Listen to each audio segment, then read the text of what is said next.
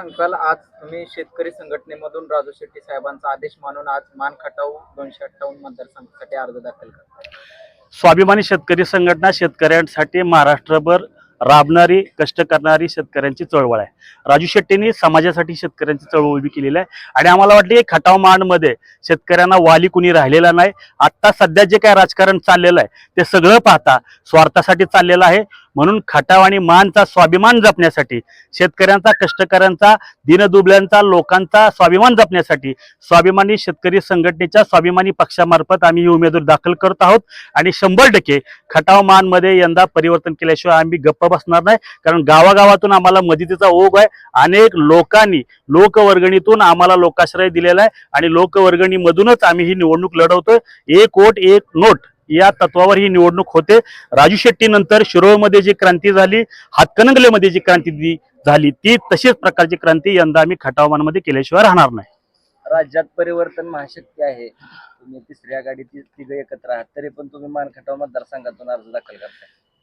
परिवर्तन महाशक्तीच्या माध्यमातून प्रहारचे उमेदवार सुद्धा या ठिकाणी अर्ज भरलेले आहेत आणि स्वाभिमानी शेतकरी संघटनेत सुद्धा अर्ज भरलेला आहे. परिवर्तन महाशक्ती ही उमेदवारी जाहीर झाल्यानंतर नावारूपाला आलेली आहे. त्यामुळं एबी फॉर्म राजू शेट्टींनी निवडणूक लढवायच्या दरम्यान दिला होता. त्यामुळं राजू शेट्टी आणि बच्चू भाऊ जे काय निर्णय घेतील ते ठरवलं जाईल. पण दावा स्वाभिमानी शेतकरी संघटना या मतदानावर आहे, निवडणुकीवर आहे आणि तीच भूमिका आम्ही कायम ठेवतोय. म्हणून राजू शेट्टीने आम्हाला एबी फॉर्म दिला आणि निश्चितच स्वाभिमानी शेतकरी संघटनेचा उमेदवार परिवर्तन महाशक्तीच्या माध्यमातून या प्रस्थापितांना, इथल्या प्रस्थापितांना धूळ चालल्याशिवाय राहणार नाही. आता एका बाजूला कारखानदार पण उभे आहेत, एका बाजूला प्रस्थापित आमदार पुन्हा मैदानात आहेत. कशी तिरंगी लढत कशी होईल? आम्ही तर म्हणतो की ही सगळी मंडळी आम्ही विकास करण्यासाठी आम्हाला निवडून द्या म्हणतायत. दुसरे उमेदवार वाटतात की आमचा स्वाभिमान जापा. आमचं म्हणणं आहे की या तालुक्यामध्ये खटाव आणि मान विधानसभा मतदारसंघामध्ये कांद्याचं उत्पादन मोठ्या प्रमाणामध्ये होतं. या भागाचे विद्यमान लोकप्रतिनिधी कांदा या प्रश्नावर कधी विधानसभेमध्ये बोललेले आठवत आहेत? नाही. त्यांचं बोलणं विधानसभेमध्ये या अधिकाऱ्यांच्या बदल्या करा, त्या अधिकाऱ्यांच्या बदल्या करा इथपर्यंत मर्यादित राहिलं. वेगवेगळ्या नको त्या खाजगी गोष्टी विधानसभेमध्ये चर्चेला गेल्या. त्यामुळे आमचं प्रामाणिक मत आहे की विद्यमान लोकप्रतिनिधी अपयशी ठरलेले आहेत. निवडणूक मॅनेजमेंटवर ही निवडणूक जिंकली जाते. लोकांचे उमेदवार म्हणून ते निवडून येत नाहीत. सगळ्या गोष्टी ते मॅनेज करून निवडणूक जिंकतायत आणि त्याला यंदा स्वाभिमानी शेतकरी संघटना फाटा देणार आहे आणि 100% सर्वसामान्य दीन दलित दुबळ्यांचा कष्टकऱ्यांचा उमेदवार म्हणून मी नव्हे तर प्रत्येक उमेदवाराला असं वाटलं पाहिजे की मी आमदार झालोय. ही परिस्थिती खटाव आणि मानमध्ये आहे आणि 100% खटावमध्ये गेल्या 2-3 वर्षामध्ये आम्ही चळवळीच्या माध्यमातून 2500 रुपयांचा ऊसाचा दर हा 2900, 3000 आज 3100 पर्यंत नेऊन ठेवला आहे.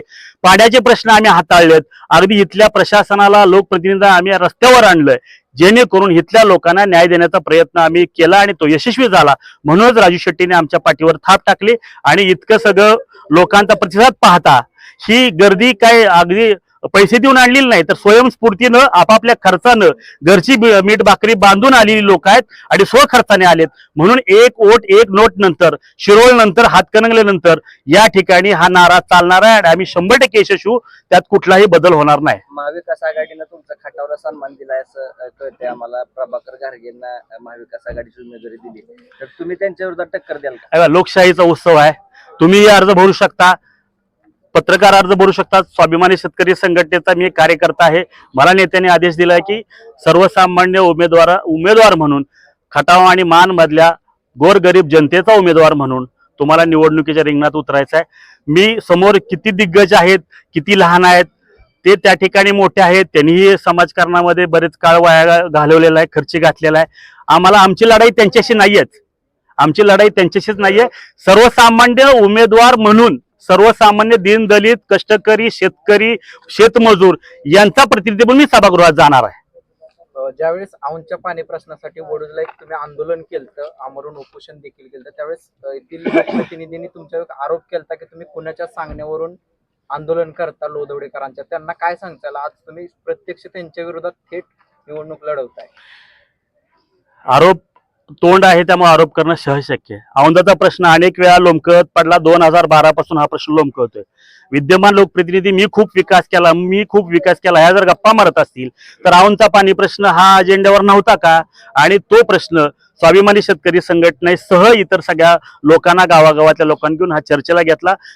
5-10 हजारांचा मोर्चा निघाला, सरकारला जाग आली. त्यानंतरच लोकप्रतिनिधीने औंधचा प्रश्न अजेंड्यावर घेतला आणि तिथलं जनमत विरोधात जाईल म्हणून त्याने आता हा औंधचा प्रश्न अजेंड्यावर घेतलेला आहे. मात्र स्वाभिमानी शेतकरी संघटना लोक चळवळीच्या माध्यमातून, आंदोलनाच्या माध्यमातून निश्चितच येत्या कालावधीमध्ये हा प्रश्न सोडवल्याशिवाय राहणार नाही. आणि त्यांनी आरोप करू द्यावं, कोण कोणाच्या चावीनं चालतंय याच्यापेक्षा तुम्ही किती फिक्सिंग मॅच खेळताय हे इथल्या जनतेला कळलेलं आहे. तर माझं स्पष्ट मत आहे, इथली सगळे लोकप्रतिनिधी, सत्ताधारी, विरोधक हे मॅच फिक्सिंगची मॅच खेळतायत, हे आमचा स्पष्ट आरोप आहे. आणि आम्ही त्यांना, स्वाभिमानी शेतकरी संघटनेनं अनेक वेळा पत्रकार परिषदा घेऊन तुम्ही विकासाच्या ज्या गप्पा मारताय त्या विकासाच्या गप्पांना प्रत्युत्तर देण्यासाठी तुमची वेळ द्या म्हणून आम्ही वेळ मागितली होती. अनेक वेळा वेळ दिली, त्यांनी दुर्लक्ष केलं. आता निवडणुकीमध्ये स्वाभिमानीचं चिन्ह कोणतं असेल आणि जाहीरनामा काय? जाहीरनामा चिन्हाची प्रक्रिया सुरू आहे. आम्ही शिट्टी असेल, रोड रोलर असेल आणि त्याच्यानंतर ऑटो रिक्षा या 3 चिन्हांची मागणी केलेली आहे. स्वाभिमानी पक्ष नोंदणीकृत अमान्यताप्राप्त पक्ष आहे, त्यामुळे निश्चितच आम्ही म्हणतोय ते शिट्टीचं चिन्ह मिळेल किंवा जे मिळेल ते लोकांच्यापर्यंत पोहोचवायचा आम्ही प्रयत्न करू. राजू शेट्टींनी महापरिवर्तन महाशक्तीतल्या सगळ्या लोकांनी इकडे सभा देण्याचे नियोजन केलेलं आहे. आणि दुसरी गोष्ट, जाहीरनामा म्हणाल तर खटाव मधल्या भयभीत झालेल्या जनतेला स्वाभिमानी शेतकरी संघटनेचा हा उमेदवार आपला उमेदवार म्हणून त्यांच्या बरोबर रात्रीचा दिवस करून त्यांच्या सगळ्या समस्या सोडवण्यासाठी प्रयत्न करेल. आणि निश्चितच पूर्वी 1942च्या काळामध्ये खटावमध्ये जी क्रांती झाली, इथं जी क्रांती झाली, त्या क्रांतीला साजेसं इथलं वातावरण नाही. इथलं वातावरण बिघडलेलं आहे, दडपशाही, गुंडशाही सुरू आहे.